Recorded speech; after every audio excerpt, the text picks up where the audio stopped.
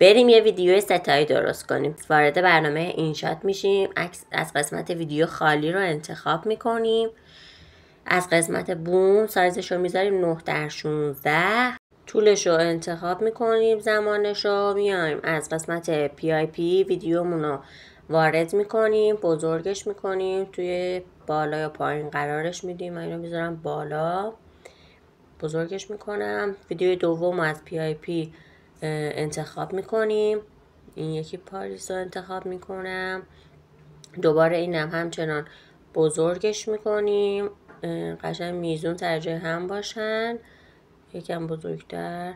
ویدیو سومونم وارد میکنیم، دوباره اینم همچنان بزرگتر میکنیم، جاش قرار میدیم و تیکش رو در آخر میزنیم. براش از قسمت صوت یا موسیقی انتخاب میکنیم، از جای دلخواه میذاریم پخش بشه و در آخر ذخیرش میکنیم. ممنون میشم لایک و سابسکرایب کنید. تا ویدیوی بعدی میبینمتون. بریم نتیجه رو ببینیم. Je n'en veux pas des bijoux de chez Chanel. Je n'en veux pas, donnez-moi une limousine. J'en ferai quoi? Pa, pa, la, pa, pa, pa, la.